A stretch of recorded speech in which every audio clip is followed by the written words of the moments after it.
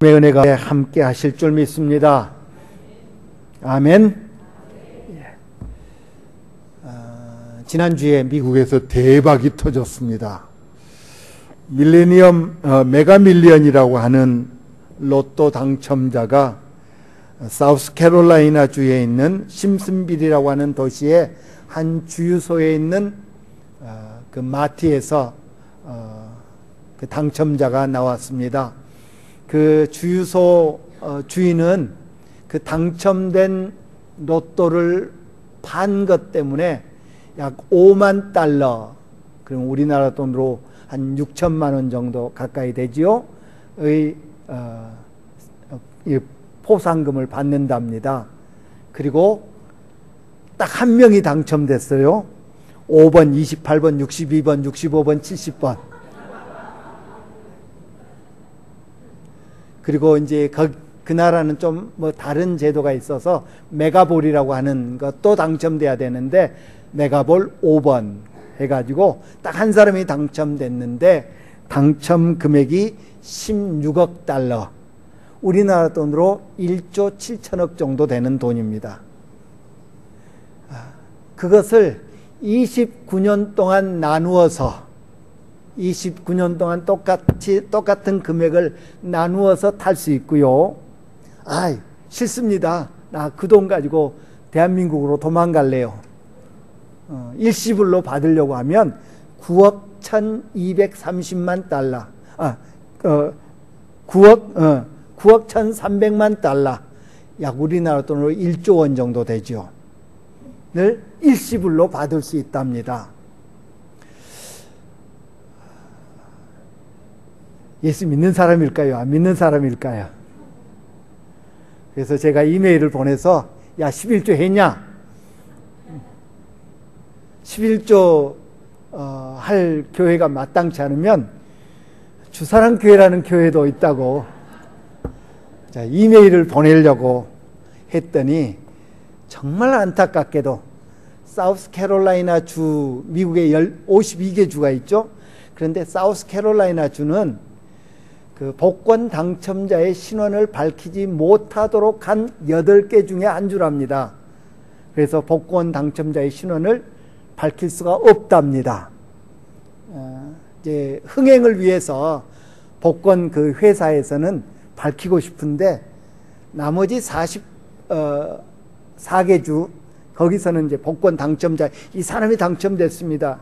그래가지고 심지어는 살인당한 사람도 있긴 했습니다만은 아무튼 그런데 당첨자 신원을 밝힐 수가 없어서 못 알았고 그래서 이메일을 못 보냈습니다. 미국에서 지금 또 당첨금이 쌓여가고 있는 복권이 하나 더 있습니다. 파워볼이라고 하는 복권인데 우리나라 돈으로 약 8,450억 원 지금 복권이 쌓였습니다. 매주마다 복권 당첨자가 안 나오면 계속 쌓아가는 겁니다. 그래서 요즘 인터넷에 보면 미국 복권을 대신 구매해 줍니다. 복권 구매 대행해 주는 업체들이 생겨나고 난리가 아닙니다. 대박을 꿈꾸지요. 그런데 우리 지난주에 생각했던 것처럼 우리 신앙생활에는 결코 대박이 없다라는 것입니다.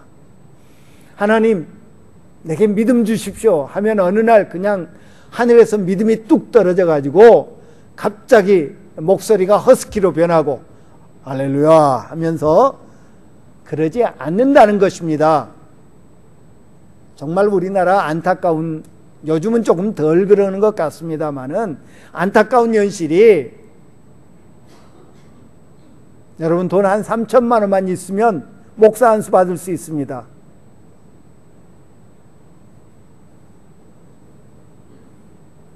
엉망으로 살던 사람이 1년 후에 나타나서 나 목사다. 가짜입니다. 다 가짜입니다. 장담하건대 100% 가짜입니다. 우리 주님은 그렇게 어느 날 갑자기 믿음을 뚝 대박 믿음 주지 않습니다. 뭐라고 말씀하셨습니까? 나를 따라오려거든 날마다 자기를 부인하고 자기 십자가 져야 된다고 말씀하셨습니다. 수많은 연단과 수많은 훈련이 주님의 일꾼 되게 하는 것을 우리는 성경에서 봅니다. 어느 누구도 대박 믿음으로 갑자기 아니었다는 것입니다.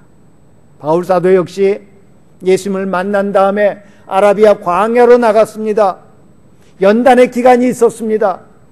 주님 만나는, 주님과 은밀히 만나는 그런 시간들이 있었습니다.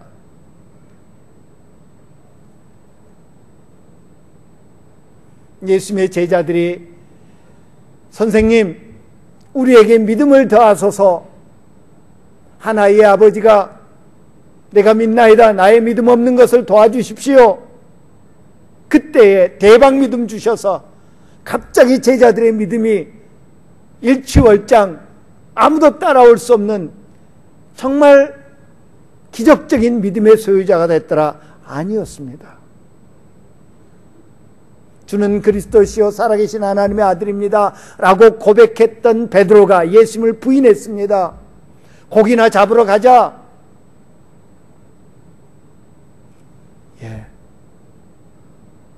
연단이 필요했습니다.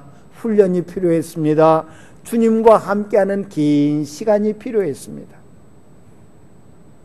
우리에게 믿음을 더해 주십시오 라고 했을 때 예수님은 오히려 겨자씨 한 알만한 믿음이 있어도 뽕나무에게 뿌리가 뽑혀 바다에 심기우라 하여도 그대로 될 것이라고 말씀하십니다. 저는 이 누가복음 17장을 읽으면서, 오늘 본문의 말씀을 읽으면서 예수님이 왜 이렇게 논리적인 비약을 하셨을까? 믿음을 더해 주십시오. 그러면 어떻게 반응하셔야 됩니까? 그래, 참 좋은 생각이었구나. 그래, 니들에게 믿음이 더해져야 돼. 믿음이 더하기 위해서는 이러이러이러이러 해야 돼. 이렇게 하면 너희 믿음이 더해질 수 있어 라고 설명해 주셔야 옳습니다. 그런데 믿음을 더해 주십시오 하니까 겨자씨 한 알만한 믿음이 있어도 뽕나무더러 뿌리가 뽑혀 바다에 심기우라 해도 그대로 순종할 것이다 라고 말씀하십니다. 그리고 느닷없이 종에 대한 이야기를 합니다. 오늘 본문에 나오는 이 종에 대한 이야기는 좀 뜬금없는 것 아닙니까? 조금 생뚱맞은 그런 말씀 아니십니까? 주님을 우리가 어떻게 살아야 됩니까? 우리가 어떻게 주님을 섬겨야 됩니까? 라고 물을 때에 이 종처럼 이런 고백을 해야 된다, 이런 자세해야 된다 라고 말씀하셨으면 맞습니다. 그런데 믿음 달라고 하니까, 믿음을 더해달라고 하니까 나는 무익한 종이로소이다, 나의 하여야 할 일을 한 것뿐입니다 라고 고백해야 된다고 말씀하십니다. 말이 안 맞는 것 같습니다. 그럼에도 불구하고 왜 주님은 이렇게 말씀하셨을까? 우리의 믿음은 결코 어느 날 갑자기 그렇게 주어지는 것 아니라는 것을 성경은 거듭거듭 말씀하십니다. 우리 지난 시간에 함께 보았습니다. 믿음에는 큰 믿음도 있고 작은 믿음도 있더라. 작은 믿음은 의심하게 된다. 작은 믿음은 불안해하고 근심 걱정하게 된다. 작은 믿음 가지고는 주님의 능력을 나타낼 수 없다 라는 것 생각했습니다. 예수님은 요한복음 14장에서 나 아버지께로 갈 건데 내가 하던 일 너희들도 할 거다. 그리고 내가 했던 일보다 더 큰 일도 하게 될 거다 라고 말씀해 주셨습니다. 얼마나 귀한 약속인지 모릅니다. 주님이 하신 일보다 더 큰 일도, 더 귀한 일도 할 수 있다고 말씀합니다. 그런데 중요한 것은 믿음입니다. 믿음이 관건입니다. 믿음이 있으면 그렇게 된다고 말합니다. 믿는 사람이 그렇게 될 수 있다고 말합니다. 우리 주님은 때때로 우리들을 시험하십니다. 테스트하십니다. 요한복음 6장에 보니까 예수님께서 빌립에게 야, 지금 나를 따라다니는 이 사람들 지금 배고플 텐데 우리가 어디서 떡을 사서 이 사람들을 먹이겠느냐? 라고 빌립에게 묻습니다. 요한 사도는 이미 예수님께서 어떻게 그 사람들을 먹이실 건가를 계획을 세우고 있었더라. 그런데 짐짓 그렇게 물으신 것은 빌립을 시험하기 위해서였다라고 말씀합니다. 빌립이 얼른 계산하죠. 500데나리온 가지고도 안 되겠는데요. 그러나 예수님은 당신의 방식대로 보리떡 5개와 물고기 2마리로 5,000명을 먹이십니다. 우리 주님은 때로 우리의 믿음을 시험하십니다. 왜? 우리가 믿음이 필요하다는 것을 깨닫도록 하기 위해서. 우리 입술로 내게 믿음을 더해 주십시오 라고 고백할 수 있도록 하기 위해서, 내가 믿나이다 나의 믿음 없는 것을 도와주십시오 라고 고백하기를 우리 주님은 원하신다는 사실입니다.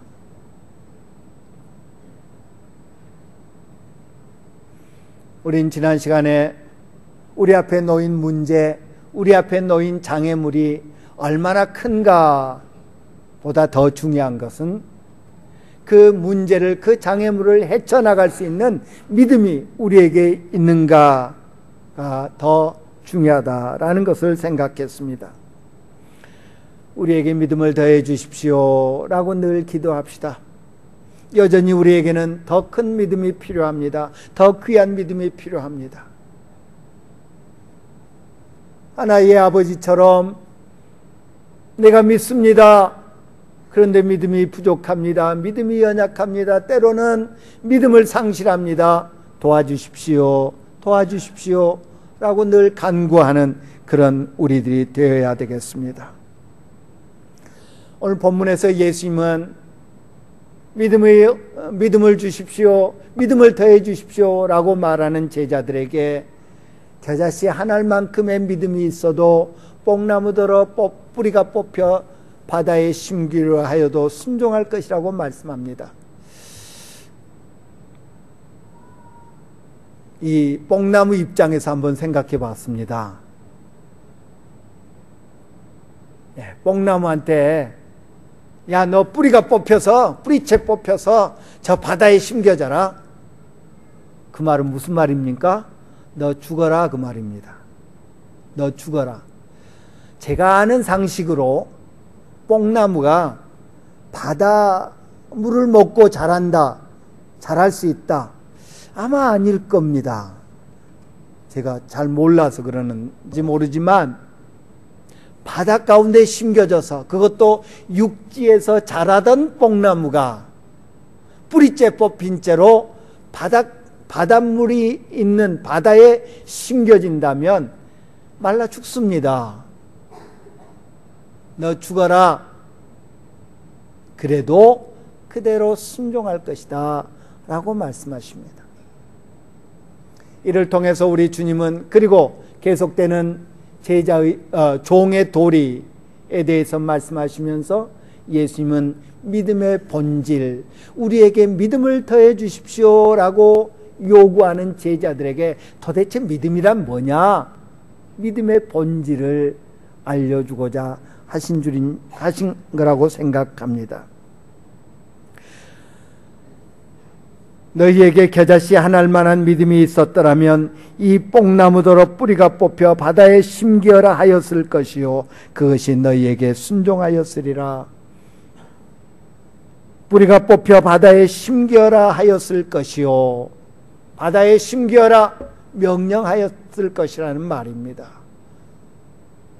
믿음의 사람은 대상이 누구든지, 대상이 무엇이든지 예수님처럼 명령할 수 있는 그런 사람이 되는 줄 믿습니다. 바람아 잠잠해져라, 태풍아 멈춰라, 질병아 떠나라, 명령할 수 있는 그런 믿음의 소유자가 되어야 한다는 말입니다. 믿음의 소유자는, 더 큰 믿음을 가진 사람은 그 대상이 누구이든지 명령할 수 있게 되고, 그리고 그 대상은 순종할 것이다 라고 말씀하십니다. 우리 주님이 그 본을 보여주셨습니다.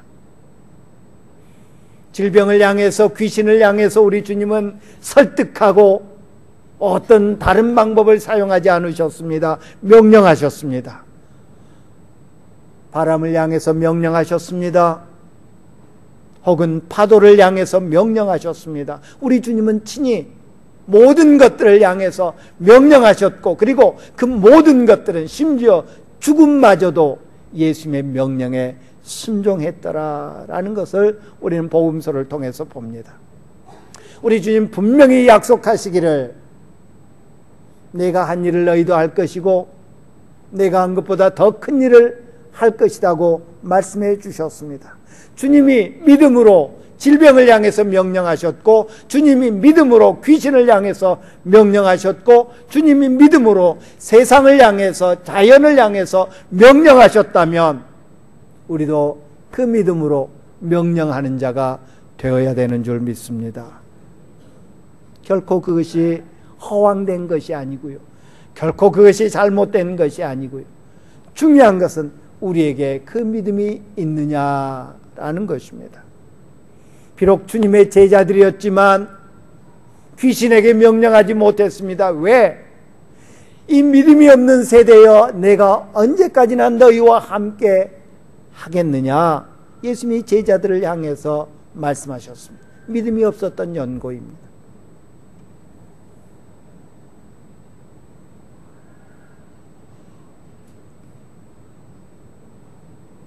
믿음은 오늘 본문을 통해서 우리가 발견할 수 있는 믿음의 본질은 첫 번째 순종입니다. 믿음을 가지고 뽕나무에게 뿌리가 뽑혀 바다에 심기우라 하여도 그대로 될 것이라고 말씀하셨습니다. 뽕나무에 대해서 명령합니다. 그러면 그 뽕나무도 순종할 것이라고 말씀합니다. 믿음은 순종으로 표현됩니다. 믿음의 결과는 순종입니다. 믿음은 신뢰를 의미합니다. 신뢰는 곧 순종으로 나타납니다.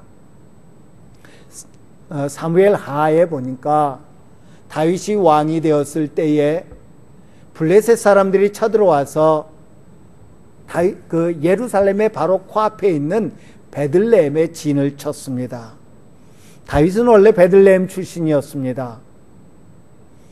자기 어렸을 때 자기가 자랐던 그 고향에 진치고 있는 블레셋 사람들을 보면서 탄식을 합니다. 베들레헴 성문 곁 우물물을 누가 내게 마시게 할까? 나 어렸을 때 그 베들레헴 샘물 먹고 자랐는데, 베들레헴 샘물이 그렇게 맛있었는데 하면서 그 베들레헴 샘물 먹고 싶다 혼자 말을 합니다. 그러자 성경은 말하기를 세 용사가 블레셋 사람의 진영을 돌파하고 지나가서 베들레헴 성문 곁 우물물을 길어가지고 다윗에게 왔다라고 말합니다. 다윗 왕이 베들레헴 우물물 먹고 싶다고 그러니까 용사 중에 세 사람이 그 블레셋 사람들을 뚫고, 블레셋 군인들을 뚫고 들어가서 우물물을 길어왔더라라고 말합니다. 물론 다윗은 그것을 마시지 못합니다. 왜? 목숨을 걸고 길어온 물이기 때문에, 자기 부하들의 목숨과 같은 물이기 때문에 그것을 마시지 못하고 그것을 성전 제단에 뿌리면서 하나님께 기도합니다. 저 베들레헴을 탈환하게 해주십시오. 저 블레셋 사람들을 이길 수 있게 해주십시오. 기도합니다. 세 용사가 자기들의 목숨을 내놓고 왜 그 블레셋 사람들의 진영으로 쳐들어갔을까요? 왕 다윗에 대한 신뢰, 왕 다윗에 대한 믿음, 다윗이 우리 왕이라는, 다윗이 우리 나라의 왕으로 우리나라를 통치한다는 그런 믿음이 그들로 하여금 목숨을 내놓게 했습니다. 순종하게 만들었습니다. 오늘 본문은 예수님께서 종의 도리에 대해서 말씀하시면서 믿음의 본질에 대해서 설명합니다. 주인은 종에게 밭을 갈라고 명령합니다. 혹은 양을 치라고 명령합니다. 하루 종일 밭을 양을 치고 돌아왔습니다. 그러니까 이번에는 음식을 만들라고 명령합니다. 그 명령에 순종했습니다. 그러니까 이번에는 야 어디 가지 말고 나 밥 먹는 동안에 옆에 있으면서 시중을 들어라 라고 또 명령합니다. 오늘 본문에 보면 이런 명령, 어떻게 보면 불합리한 명령을 받은 종이 보인 태도를 말하고 있습니다. 주인이 명령하는 대로 순종합니다. 주인이 명령하는 대로 순종합니다. 주인이 하라는 대로 합니다. 밭에 가서 밭을 갈라고 하면 밭을 갈고 양을 치라고 하면 양을 치고 혹은 음식을 만들라고 하면 셰프가 되고 어디 가지 말고 시중 들라고 하면 서빙하는 사람이 됩니다. 나 그런 사람 아닌데요. 나 그 일 잘 못하는데요. 나 지금 힘든데요. 나 지금 어려운데요. 나 지금 피곤한데요. 속된 말로 단 한마디에 토를 달지 않습니다. 그렇습니다. 믿음의 사람은 순종하는 사람인데 어떻게 순종하는 사람이요? 토를 달지 않고 순종하는 사람입니다. 주인이 하라는 대로, 주님이 시키시는 대로 그 일이 어떤 일이 됐든지 내 형편에 상관없이 내 처지에 상관없이 순종하는 것이 믿음의 사람들입니다. 예수님께서 달란트의 비유를 말씀해 주셨습니다. 주인이 멀리 여행을 가면서 종들에게 달란트를 맡깁니다. 5달란트, 2달란트, 1달란트. 종들의 모습을 보십시오. 왜 5달란트나 주셔서 나로 하여금 부담을 느끼게 하십니까? 왜 나는 1달란트밖에 안 주고 2달란트밖에 안 주십니까? 토달지 않았습니다. 예, 종의 모습입니다. 종은 주인이 결정한 대로, 주인이 시키는 대로, 주인이 하라는 대로 무조건 순종하는 것이 종입니다. 오늘 우리가 예수님을 주라고 부릅니다. 예수님이 우리의 주인이십니다. 그런데 과연 우리는 주님이 하라시는 일에 어떻게 반응하는지요? 혹시 너무 많은 토를 달고 있지는 않은지요? 저 그거 잘 못하는데요. 이번에 여전도에 이제 총회들을 하면서 여전도의 편성을 이제 사람 비율을 좀 이렇게 맞추다 보니까 매년 편성을 하게 되는데 어떤 분은 매년 몇 년째 지금 계속 삼여전도의 회원입니다. 어떤 분은 올라가고 싶은데 못 올라갔다고 토달고 안 올라가고 싶은데 올라갔다고 토달고 그렇다고 해서 제가 뭐 이렇게 상처받고 그거 아닙니다. 그냥 웃자고 하는 소리입니다. 우리가 주님 앞에 얼마나 많은 토를 답니까? 바빠서 내 능력 바뀌어서 시간이 없어서 물질이 없어서 관계가 뭐 그러저러해서 수많은 핑곗거리들이 주님이 일을 맡기실 때에 나 이래서 하고 토를 다는 그런 모습을 보입니다. 우리 주님이 말씀하시는 믿음의 사람은 순종하는 사람인데 그 순종하는 사람은 얼마나 다릅니까? 밖에서 일하는 것, 밭을 가는 것하고 집에서 주방에서 음식을 만드는 것하고 전혀 다른 일입니다. 나는 밖에서 일은 잘하지만 음식은 잘 못합니다. 나는 조리는 잘하지만 서빙하는 것은 그건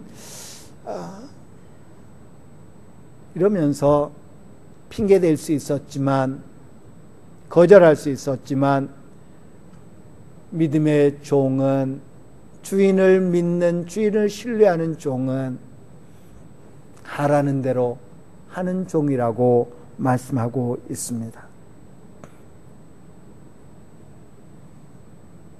믿음의 또 다른 표현은 겸손입니다. 믿음의 크기는 어쩌면 겸손의 크기를 통해서 알 수 있다고 말해도 과언이 아닐 것입니다. 주님의 종은 모든 일을 다 한 후에 나는 무익한 종입니다. 나는 쓸모없는 종입니다. 라고 고백하는 사람이라고 말하고 있습니다. 왜 쓸모없는 종입니까? 결코 그렇지 않습니다. 나는 밭을 잘 가는 종입니다. 나는 양을 잘 치는 종입니다. 나 오늘 밭 10마지기나 간 그런 종입니다. 나 양 1000마리 정도는 너끈하게 치는 그런 종입니다. 어디 그뿐입니까? 음식도 잘합니다. 그뿐입니까? 주인의 마음에 쏙 들게 서빙도 잘합니다. 얼마든지 자기 주장을 할 수 있고 얼마든지 자기 자랑을 할 수 있는 그런 종이 오늘 누가복음 17장에 나온 종입니다. 그럼에도 불구하고 그는 결코 자기 자랑을 하지 않습니다. 내가 없어 봐라 이 집안이 제대로 돌아가는가? 내 손길 닿지 않는 것이 하나도 한 군데도 없네. 얼마든지 그렇게 자기를 내세울 수 있는 종이었지만 그저 고백하기를 나는 쓸모없는 종입니다. 나는 쓸모없는 종입니다. 쓸모없는 종인데 이런저런 일들을 시켜주셔서 감사합니다.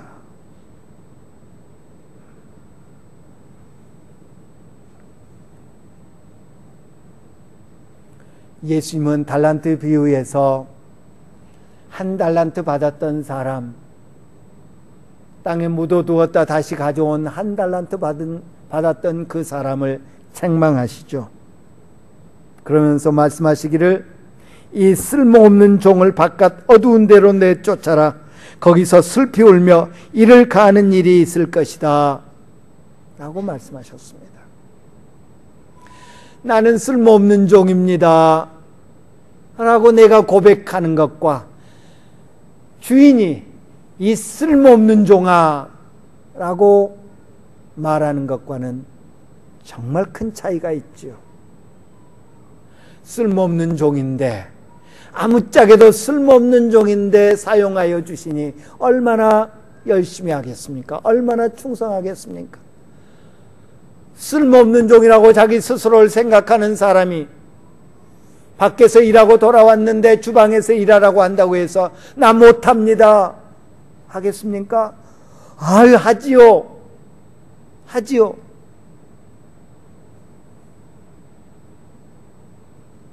저는 신학교를 졸업하고 86년부터 90년까지 한국 스포츠 선교회라고 하는 선교단체에서 사역했습니다. 제가 운동을 좋아하거든요. 그런데 잘하지는 못합니다. 아무튼 잘하지는 못하지만 좋아합니다. 그런데 스포츠 선교에서 사역합니다. 그러면서 제가 이제 그 주요 경기 아시안 게임이나 올림픽에 있을 때는 선수촌에 들어가서 이제 사역을 했습니다마는 그 외의 시간에는 국가대표나 국가대표급 선수들을, 크리스찬 선수들을 관리하는 일을 하래요. 얼마나 좋은지요.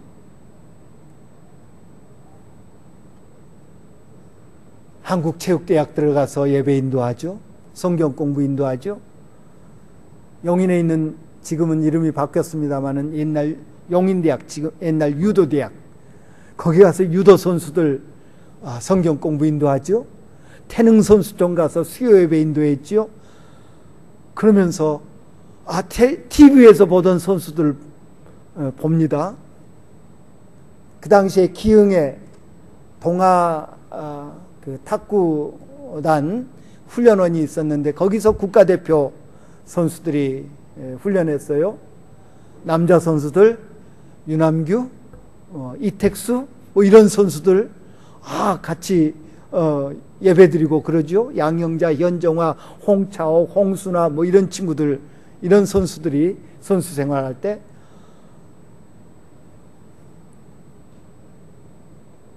아침 9시까지 출근해서 이제 사무실에서 일 보다가 오후부터 선수들 돌보러 나갑니다. 일찍 들어오면 밤 12시, 좀 늦으면 새벽 2시 이렇게 들어와도요 피곤한 줄 모르겠더라고요. 왜? 내가 좋아하는 일을 하니까, 내가 좋아하는 선수들을 만나니까.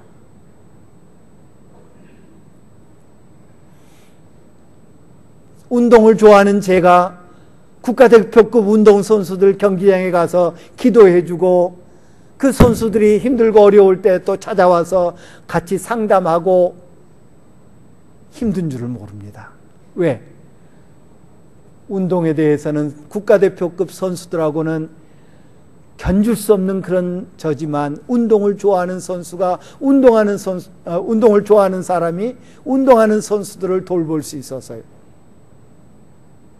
나는 무익한 종입니다 라고 스스로 고백하는 사람이, 그럼에도 불구하고 내가 좋아하는 주인, 내가 사모하는 주인을 섬길 수 있다는 것이 감사해서 이 일 저 일을 기쁨으로 감당해내는 모습 봅니다.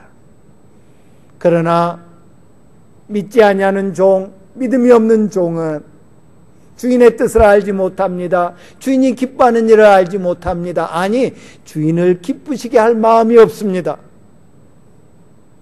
그 결과 그는 이 무익한 종을, 이 쓸모없는 종을 내쫓으라 라는 책망을 듣습니다.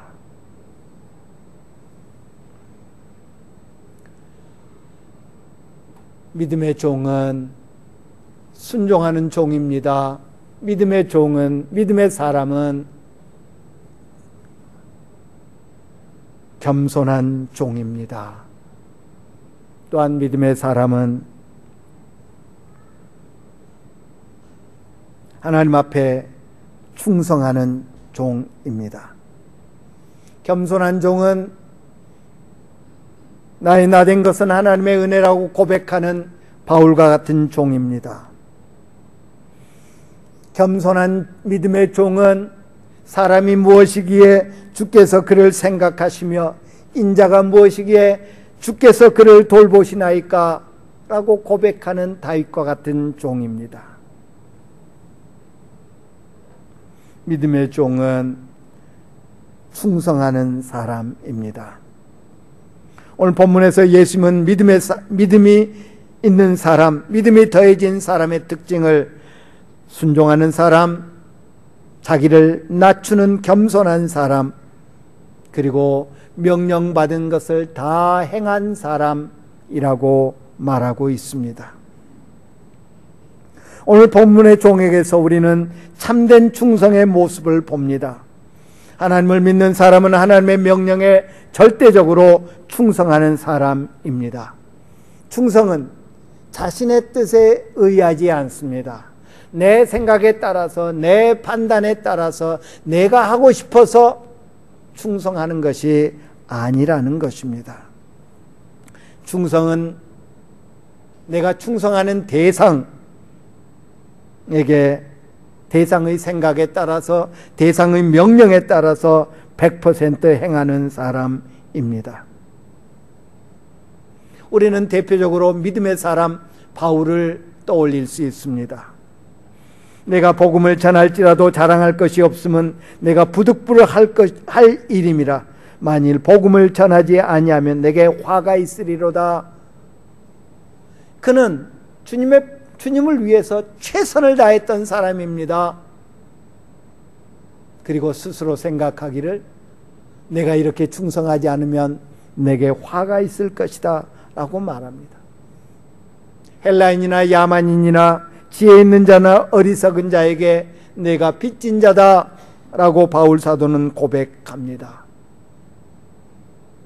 채무자가 빚을 갚기를 간절히 원하는 그런 마음으로 주의 일을 감당했습니다. 내가 이미 얻었다 함도 아니요 온전히 이루었다 함도 아니라 오직 내가 그리스도 예수께 잡힌 바 된 그것을 잡으려고 달려가노라.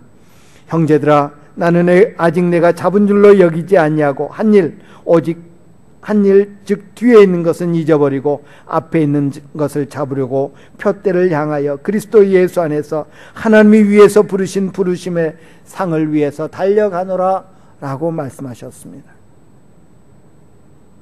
그는 주님의 일을 함에 있어서 자신의 어떤 처지 형편이 핑계거리가 단 한 번도 되지 않았습니다. 이만하면 됐다, 이쯤 하면 됐다, 내가 할 만큼 했다 라고 말씀하지 않으셨습니다. 그는 그의 생명이 다하는 그날까지 주님을 위해 뛰기를 멈추지 않으셨습니다.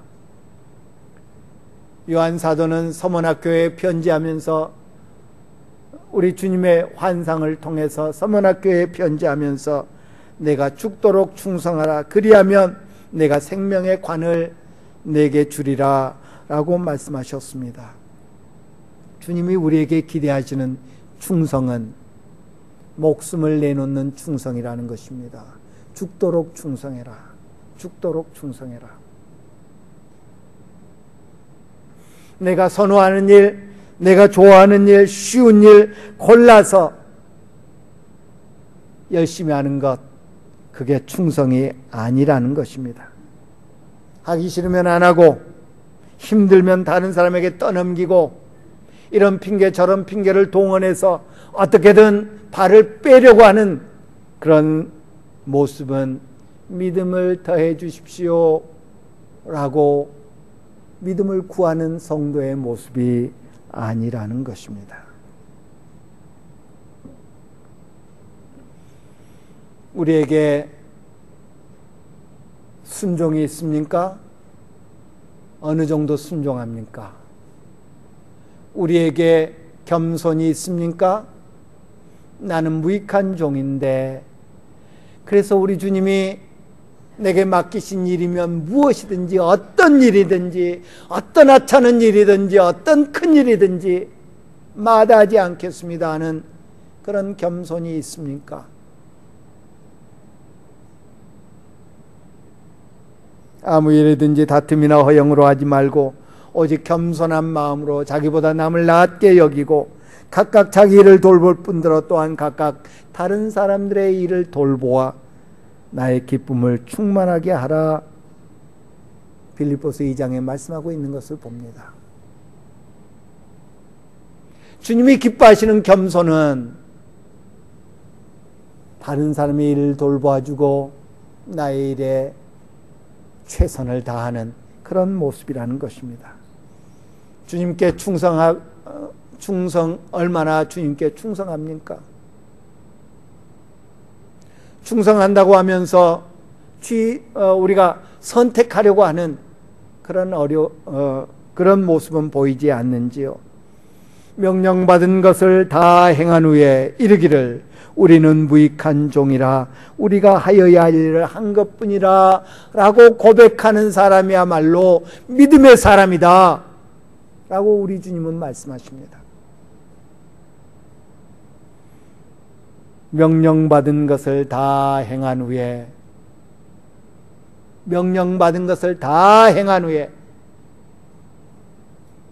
고백하기를 우리는 무익한 종입니다. 하여야 할 일을 한 것뿐입니다 라고 고백하는 사람이야말로 믿음이 더해진 사람, 주님을 기쁘시게 하는 믿음의 소유자다 라는 것을 기억하면서 믿음을 더해 주십시오 간구합시다. 우리 주님 앞에 서는 그날까지 믿음을 더해 주십시오 늘 기도합시다. 그리고 오늘 본문에 나오는 이 종과 같은 아름다운 모습이 우리 삶의 믿음의 열매되어 나타나기를 힘씁시다. 기도하겠습니다.